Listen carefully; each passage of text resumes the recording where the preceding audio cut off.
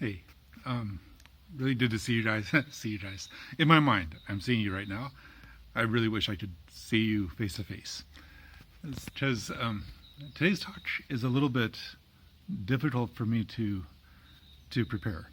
It sort of feels like my last time to talk to you, and that's not necessarily bad to feel that way. I mean, we never really know when our last time to do things will be, do we? And so, it really is good to do everything as if it would be the last time, just so you're fully experiencing it and doing it well and all that.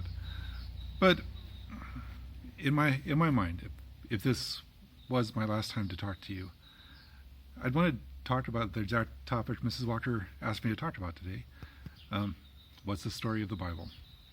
So this whole year we've been talking about this, and I really hope you've come away with a couple big lessons. Like, first of all, the story of the Bible is not that it's a collection of wise sayings about God. It's not a collection of verses. It's a book. So we read it as a book, and within that, it's not a collection of stories about Bible heroes. I mean, some of the stories are awesome, but all of those stories are part of a big story. And it's one complete book that tells a story that you can really only understand if you look at this whole book as a backstory of something else. Here's what I mean. Like, you can't. Let's use a superhero example. Like, how many times if you watch superhero movies at all, how many times have there been origin stories in comics or movies about Spider-Man? Like, come on, the guy gets bit by a spider and he gets powers. But it's so cool to hear about that. And we tell that backstory because everything else comes from that. And that's sort of how the Bible is. So let me explain what I mean by that, or try to explain that. Like, in the Bible, you see these themes, these recurring symbols and themes that go through. And if you read just read it like a book straight through, you'll notice these things. Like, it starts in a garden, which is natural and beautiful, and then it kind of develops into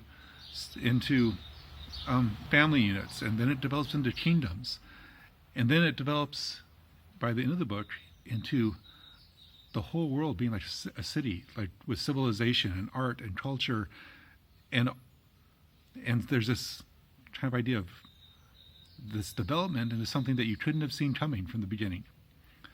There's the idea of the tree.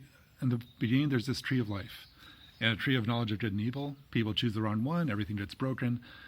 But at the end of the book, there's a tree again in this amazing new city of the world.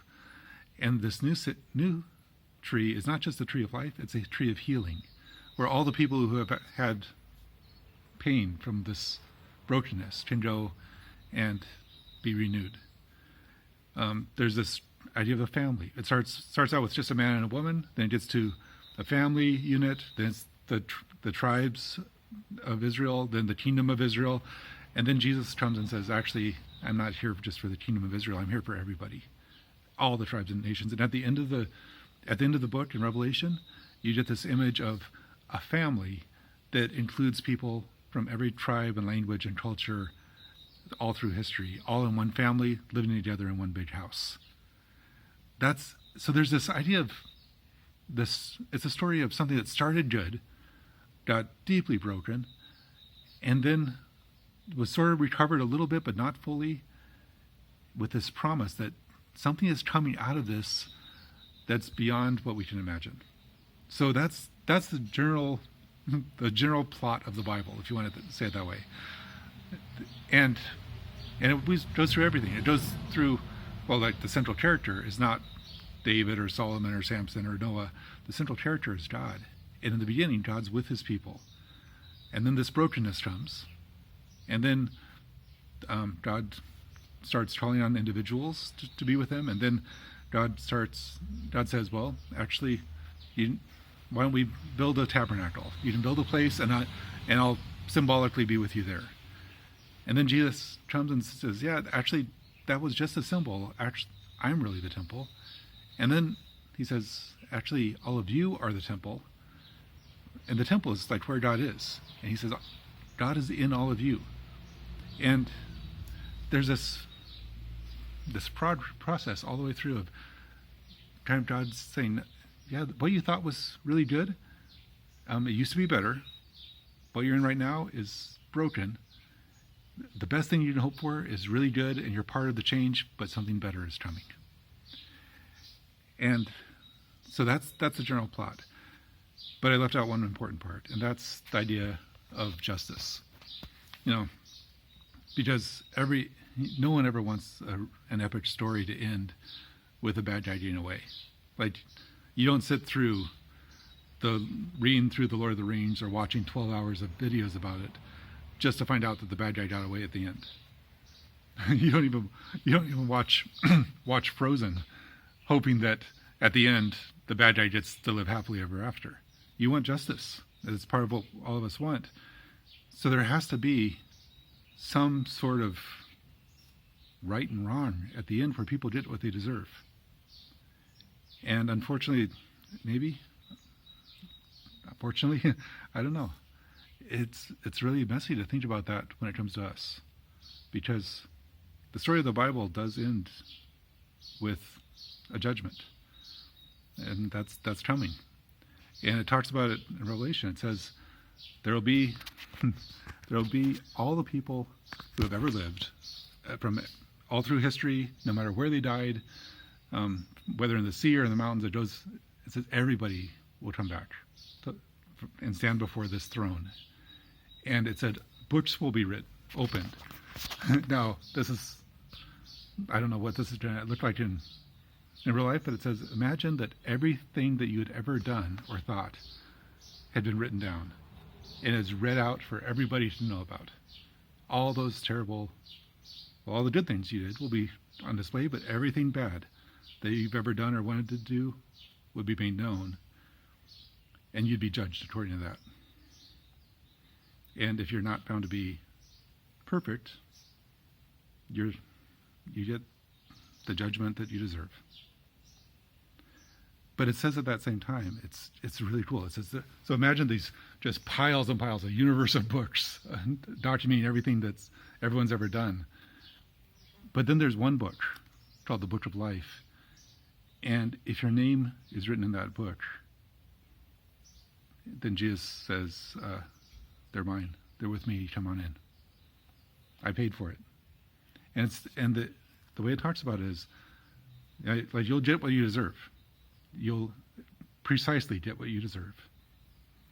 Or your name will be written in this book. And this book says it was written before the world was made. Your name's there because God loved you. And Jesus paid for that. And he says, yeah, they're paid for. They're with me. Come on in. Come into this new thing I'm building. Be part of this new creation. Now, obviously, if that brings up a question. If a book ends with saying, this is the type of thing that's coming, then the question is, how do I know if my name's in that book? Like, obviously that would be a good thing. I would much rather I'd rather not be judged and just be accepted than have to have all of you guys know everything bad I've ever done and see me get what I deserve for it. And the message that Jesus said all the way through is, you believe him. You believe. You say, yeah, this is a story. I'm going to live this way. I'm going to bet my life on this, that I don't want to get what I deserve. I want to get something better, and I believe it's possible because God's better than I thought he was. Not because I'm better, not because I did anything right, but because God is so amazingly better than we had hoped that he actually can love us. And he can provide something that we can join in. And if you turn the page to like one of the last pages of the Bible, Revelations 21, verse 3 through 5, it talks about this new city coming down and the New Jerusalem, which all through the book of Revelation, it's not like a physical city in Palestine. It's the New Jerusalem is all of God's people. But it says it's like coming down onto earth, this new amazing place where God will be with his people all the time. And in this New Jerusalem, there's no temple at all, because everything's God's temple. All of us are God's temple. God's going to be with us all the time, and that's happening. I mean, it says in Revelation 21:5 that the one who is sitting on the throne, as this new city is coming down, spoke and said, "Look, behold, I'm making everything new. Everything I'm making new." Now, Greek, this was written in Greek. Here's a little grammar note for the day. The word, in Greek, they have a different type of verb that we have in English. So they have a verb that's kind of a combination of I am making and I make. You guys know the difference of that, right? Like if I say I make this, it doesn't mean necessarily right at this moment. It means as a habit, usually. Where I am making this means like now, I'm actively doing it. Well, Greek has something that means both of those at the same time. It means I'm actively doing this all the time. And that's what is God saying this. God's saying, look at this. I'm making everything new. I'm making everything new. Which means this is incredible. Which means the Bible ends with saying, look, this is the beginning of something. Making something new. That's how the Bible started. Making something out of nothing. Well, now God's taking that something he made and saying, I'm making it new. And I make all things. That means that means to the extent that you are a thing. You have a body. You're a noun. He's making you new. If you believe in him and you're trusting him with your life, then this is what being made new feels like. What you perceive right now as being locked in your apartment or separated from your friends, shut off from your hopes and dreams of whatever it was going to be, well, he's making you new. And you haven't been made new this way before, but this is what it feels like. That's what that means. Maybe the sorrow that we have right now is what it takes to make us into something new that will be better than we ever hoped we would be. I mean, think about that for just a second. Like, all of us have part of us that we know, man, this part of me is, I don't want to brag, but this part of me is pretty good. Like, if I could just be this best part of myself forever, getting better and better at this part of myself, that would be so awesome. That'd be incredible. Like, if I could develop this for the next 15,000 years, imagine how good I would be at basketball or whatever you want to choose. Okay, that's great. But this other part of all of us, if we're honest, we'll also look at ourselves and say, this part of ourselves is really, if it developed for the next 15,000 years, we would be a monster. We would be awful if this part of us really developed. Well, the Bible ends with God saying, if you believe in me, then you know your name's written in the book, which means I'm going to bring out that good part of you, that the real part of you, if you believe in me, is your true colors, that the true inside you is something that's going to be more beautiful than you can imagine, because he's making you new, and you're going to shine. You're going to shine, which is just wonderful, huh? Like, that means that all the terrible things that you feel in life right now, that's as close as you'll ever get to hell. I mean, that's not so bad, is it? Like, if the worst things in eternity are the pains that we feel for a few years on earth, we can handle that.